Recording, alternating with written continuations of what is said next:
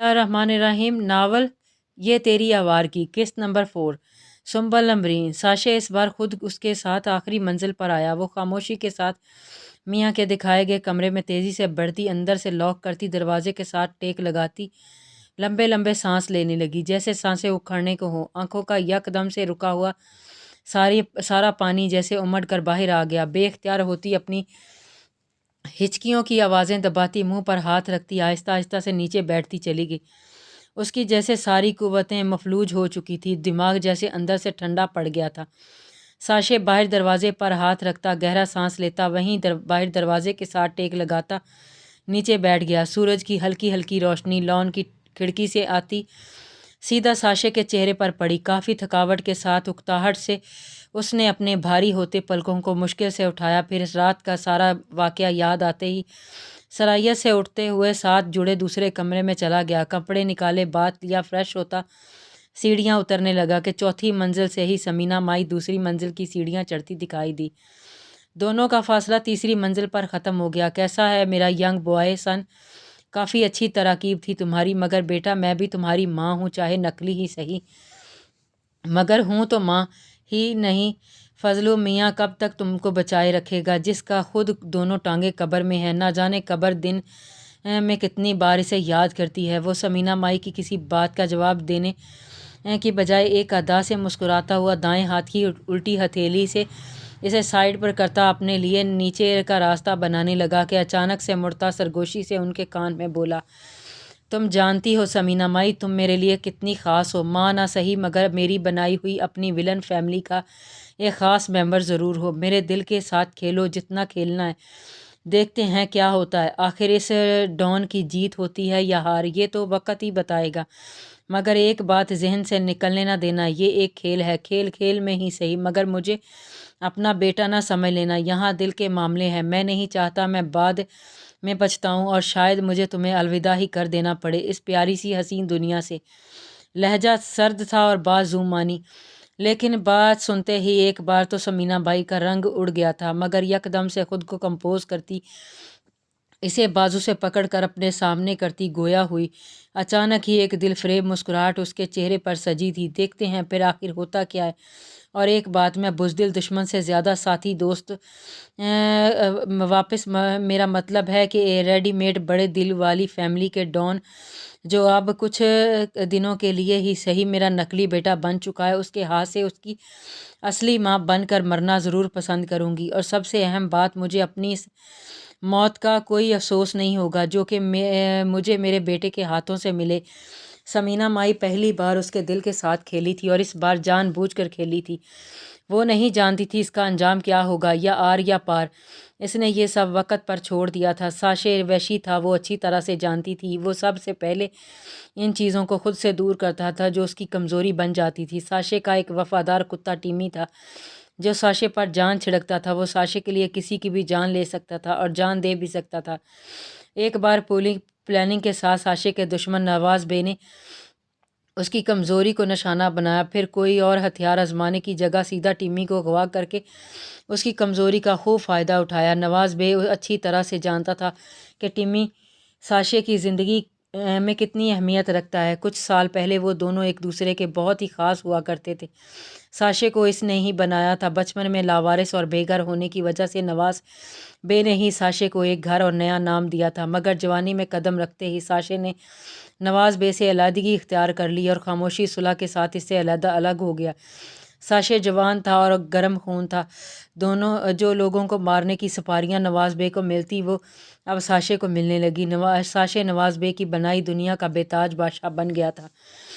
नवाज़ बे को साशे से नफ़रत होने लगी और ये नफ़रत इंतकाम में बदलती शोला बन गई। वो साशे की जान का प्यासा था और साशे घर और रोटी का मकरूज़, और आज वो भी था नवाब बे की वजह से था, इसलिए इसने उसके वार का पलट कर कभी जवाब नहीं दिया और ये बात नवाज़ बे अच्छी तरह से जानता था।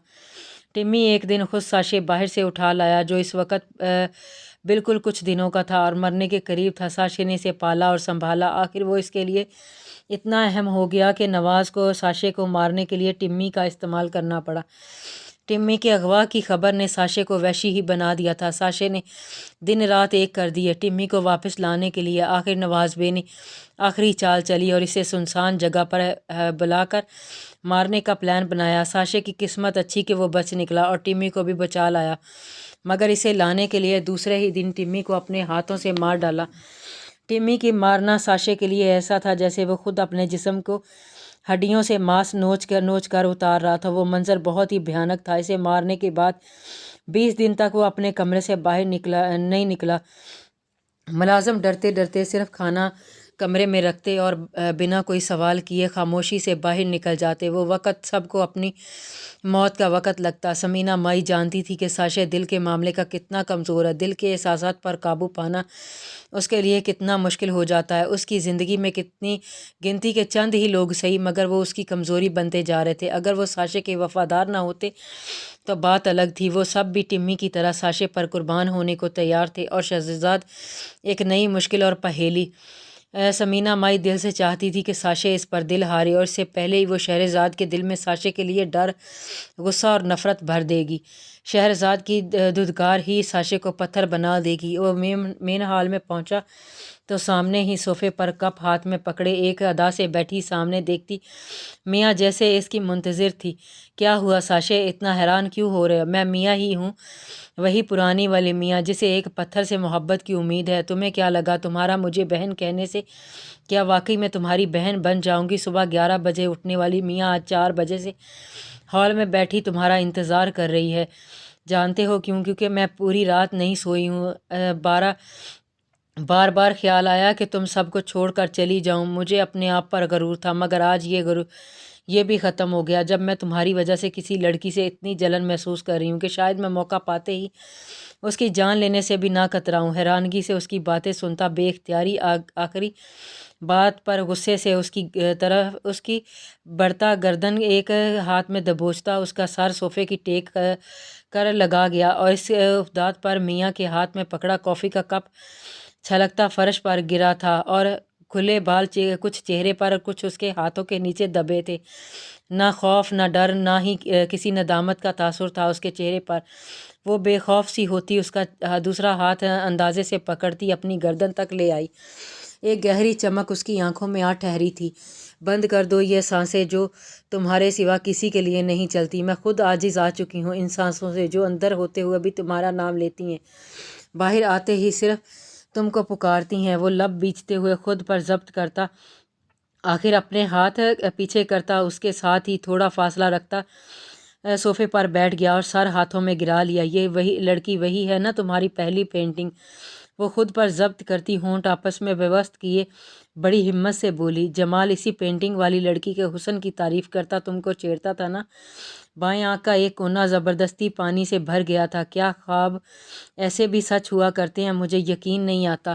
کہہ دو کہ میں ابھی بھی ایک خواب میں ہوں۔ وہ لڑکی محض ایک پینٹنگ کے سوا کچھ نہیں۔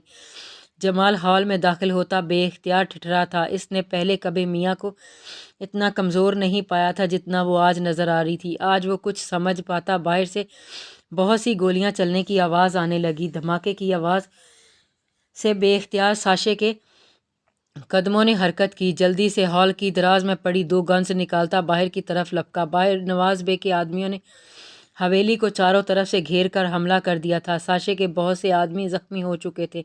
وہ اور جمال حویلی کی دوسری چھت پر چڑھتے اور اپنے آدمیوں کو بھی خفیہ راستے سے چھت پر آنے اور دروازے کی پہرے داری کرنے کا اشارہ کرتے اوپر کی طرف بھاگے۔ شہرزاد کی آنکھیں گولیوں کی آواز سے کھلی تھی۔ خوف سے دل منہ کو آنے لگا اور سانس جیسے رک رک کر چلنے لگی تھی۔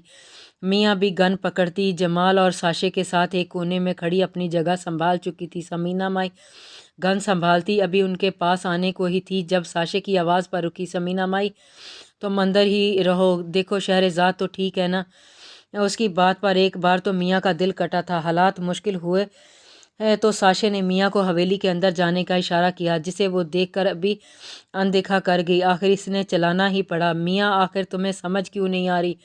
وہ حلق پار چلایا اور اندر جاؤ، خطرہ بھر چکا ہے۔ میں اور جمال سب سنبھال لیں گے۔ نواز بے نے درختوں کے پیچھے سے اس پر نظر رکھی ہوئی تھی کہ ساشے ایک غلطی کرے، صرف ایک غلطی۔ اس کا دھیان میاں کی طرف تھا اور میاں کا دھیان نواز بے کی طرف۔ لمحوں کا کام تھا اور میاں ساشے اور گولیوں کے درمیان کود پڑی۔ اسی وقت جمال کی ایک گولی نواز بے کی ٹانگ پر لگی تھی۔ نواز بے نے اپنے آدمیوں کو جانے کا اشارہ کیا تو سب بچتے بھاگتے اپنی گاڑیوں کی طرف بڑھنے لگے۔ میں نے کہا تھا نا ساشے، تم میرے ہو، صرف میرے، میں مر کر بھی تم کو پالوں گی۔ آج میں تمہاری آنکھوں میں وہ دیکھ رہی ہوں جس کا خواب میں ہر دن ہر لمحے دکھا کرتی تھی۔ فکر، خود سے دور ہو جانے کا خوف، ڈر، اور پتہ ہے کیا محبت، مجھے تمہاری آنکھوں میں اپنے لیے محبت نظر آ رہی ہے۔ آج پہلی بار زندگی میں شاید کسی نے ساشے کی آنکھ بھیگی دیکھی تھی۔ جب اس نے ٹمی کو اپنے ہاتھوں سے مارا تھا تب بھی کوئی نہیں جانتا تھا کہ ساشے کے اندر کیا چل رہا ہے، مگر اس بار اس کے احساسات اس کے چہرے پر واضح تھے۔ وہ ضبط کی انتہا پر تھا۔ کنٹینیو جاری ہے۔